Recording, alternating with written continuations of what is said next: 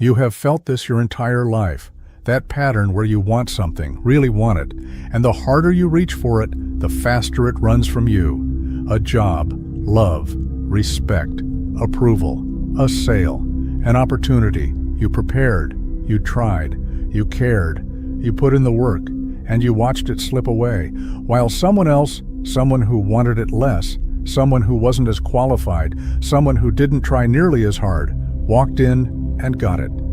And you were left standing outside, wondering the same question you've asked yourself 1,000 times. Why? Why do the people who want things the most so often not get them?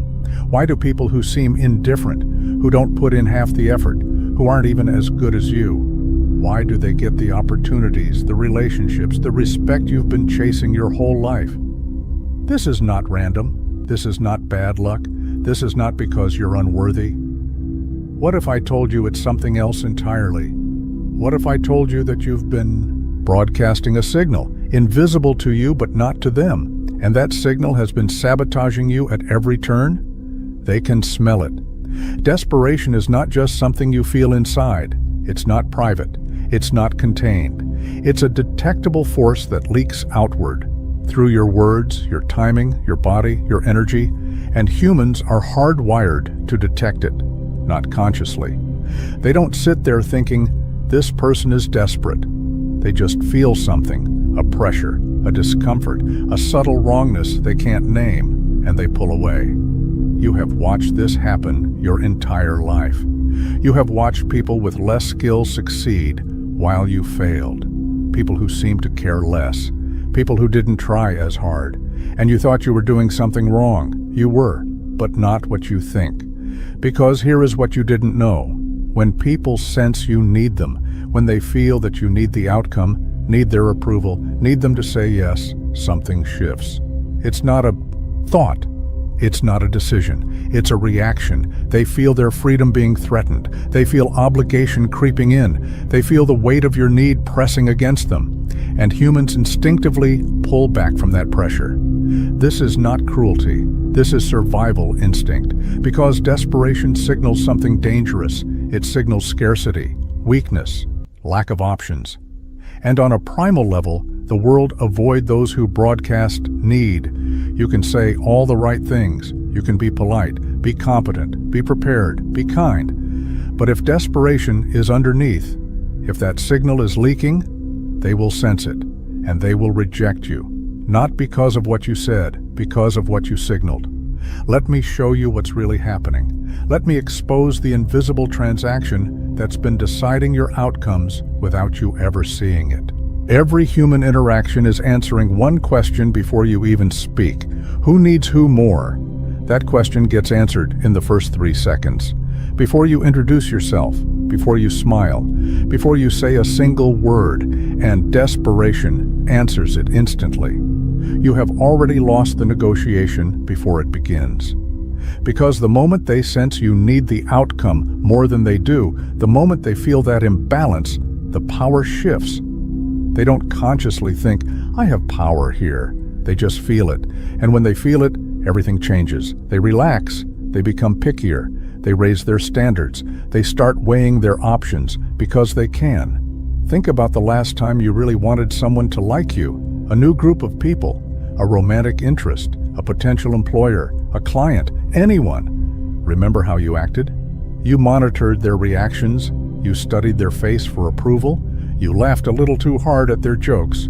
You agreed with things you didn't fully agree with. You became a thermometer, constantly measuring their temperature towards you. And they felt it. That constant measuring created pressure. They felt watched, evaluated, like they owed you something just for being in the room with you. And humans hate owing emotional debts to people they barely know. In nature, the most reliable signals are costly signals, displays that only high-status individuals can afford. A peacock's tail is expensive to maintain. It's a burden. But that's exactly what makes it trustworthy. Only a healthy peacock can afford to carry it. The ability to walk away, the ability to say no, the ability to be indifferent. These are costly signals. They say, I have options. I don't need you specifically. Desperation is the opposite. It's a cheap signal. It costs nothing to broadcast, and it screams one thing: I have no alternatives. Humans evolved to read these signals in milliseconds, because for most of human history, aligning yourself with someone desperate was dangerous. They were weak, vulnerable, likely to drag you down. So we learned to detect it and to pull away from it. Here is what you need to understand. You are not being rejected because you are unworthy.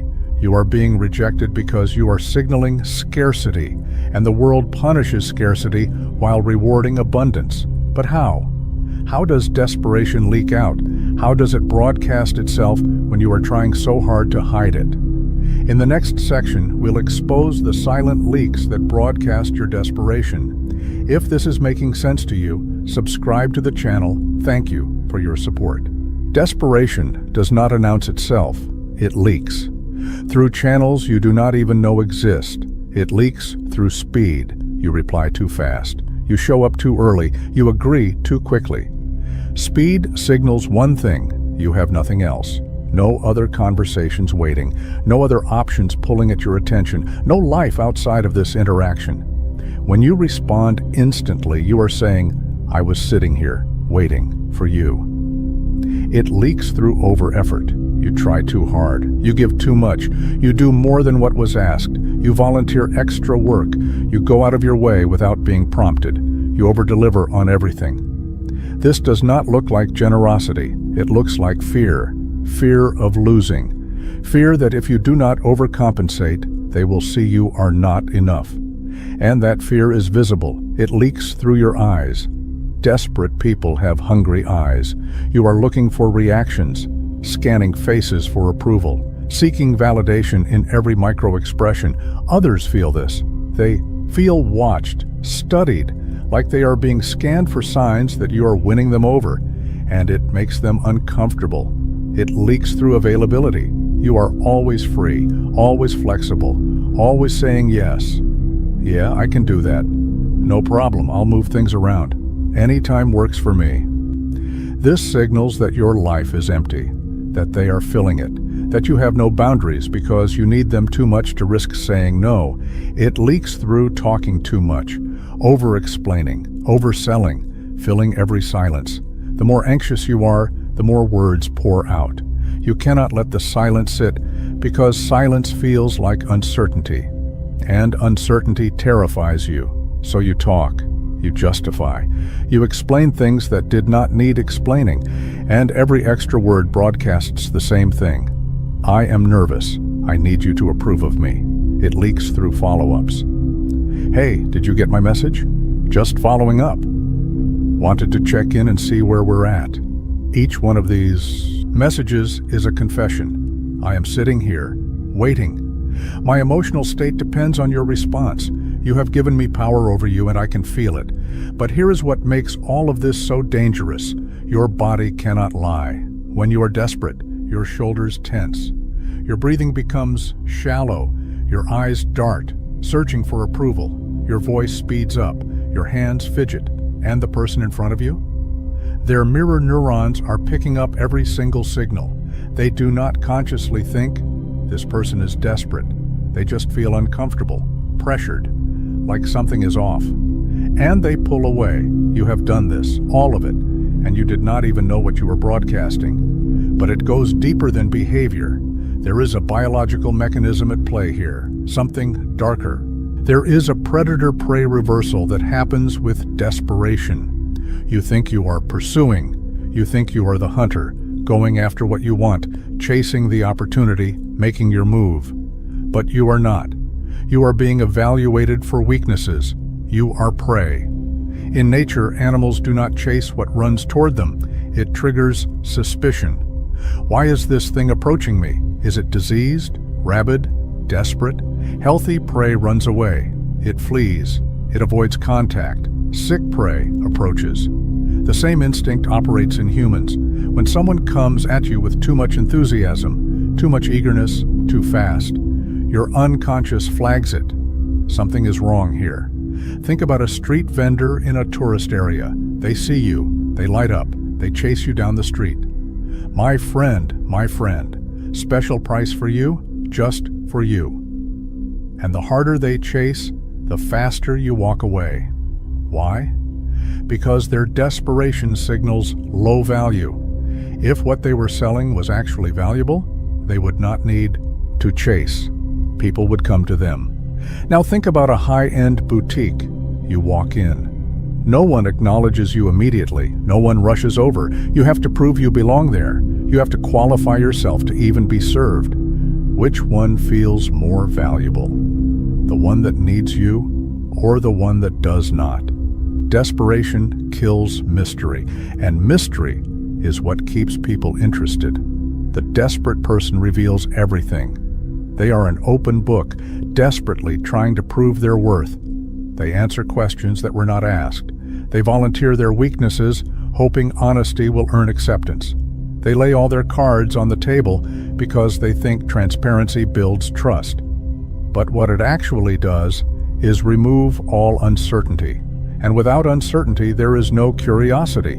Without curiosity, there is no attraction. In any relationship, romantic, professional, social, the person who cares less has more power. This is not a game. This is not manipulation. This is the principle of least interest.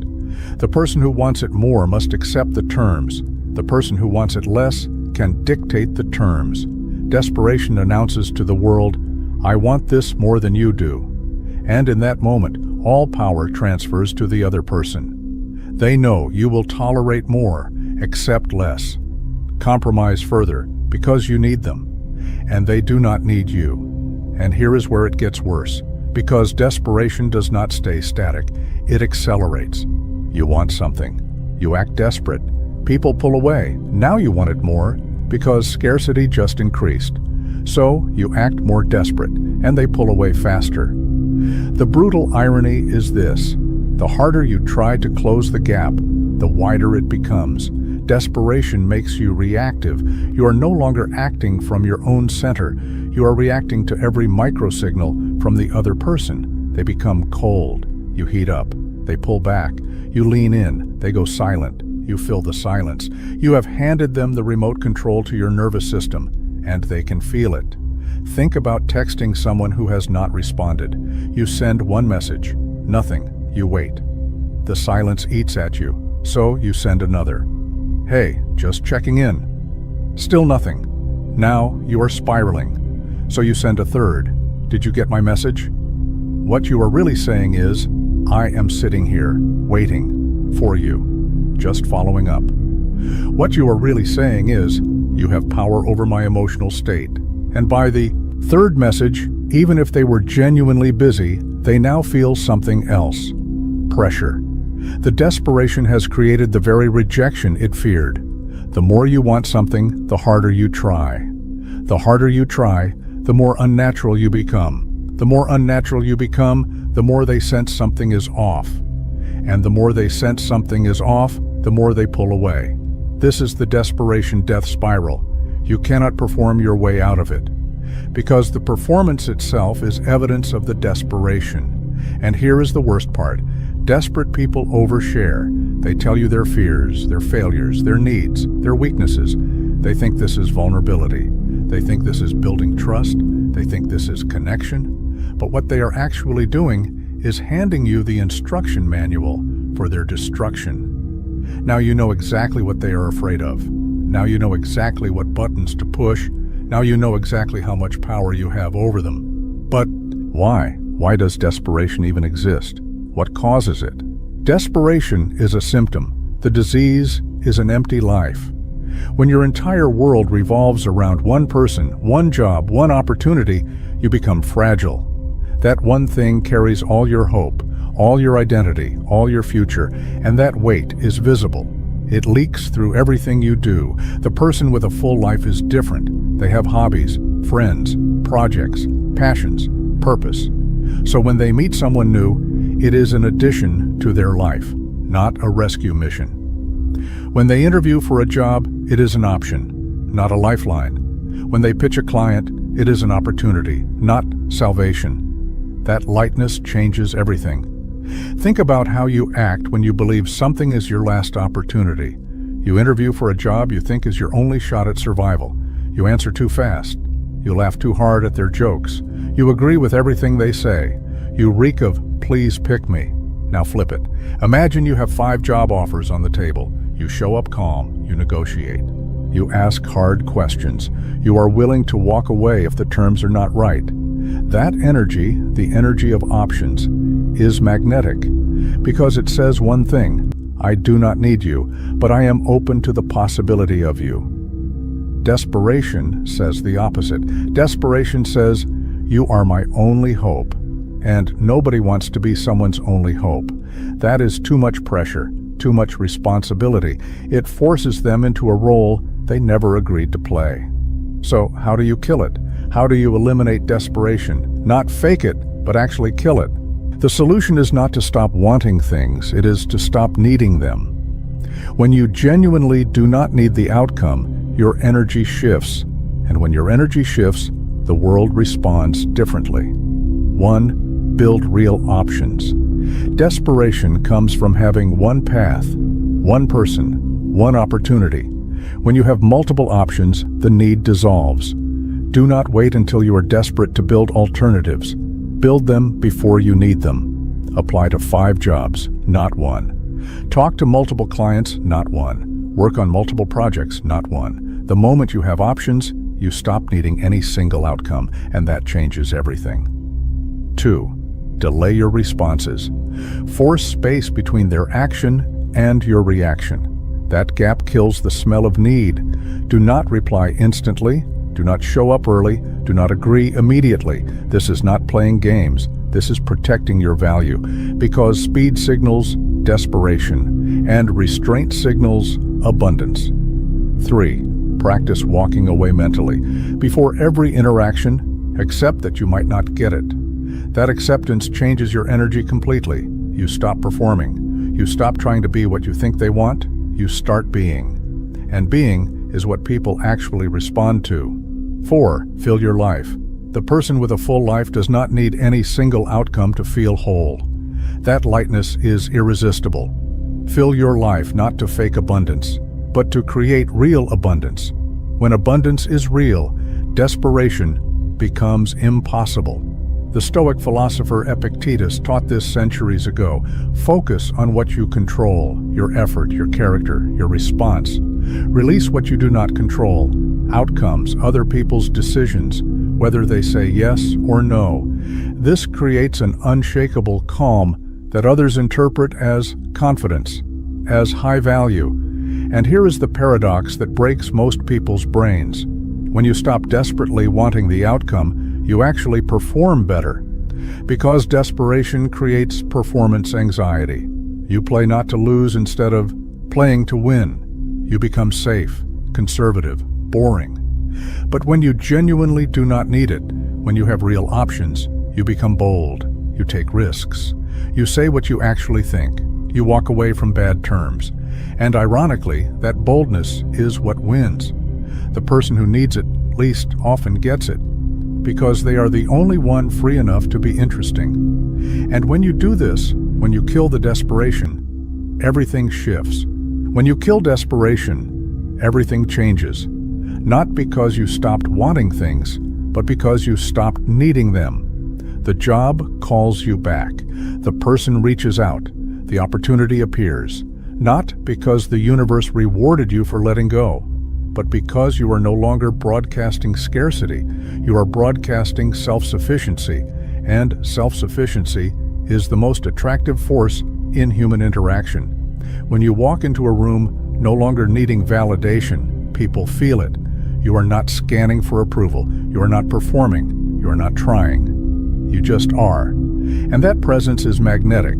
Detachment is not giving up. It is not apathy. It is not indifference to the outcome. It is letting go of the outcome while still taking action. It is wanting without needing, caring without depending. That energy is irresistible. This was a mirror, and you have seen yourself in it. You have seen it now. You have seen how you have been unconsciously broadcasting desperation your entire life. And you have seen why, even after all your effort, all your talent, all your trying, it still was not working. The question now is not whether you understand it. The question is, what are you going to do about it? Are you going to keep showing the world how badly you want it? Keep repeating the same circle and hoping for a different result? Are you going to keep watching people less capable, less qualified, less deserving than you walk in and take what should have been yours? Or are you going to stand up today, right now, and tame this? The choice is yours. Watching this video was the easy part. Awareness is not enough. The real question is whether you are willing to put this to work. Whether you are willing to catch yourself the next time your fingers move too fast to reply. Whether you are willing to sit with the silence instead of filling it.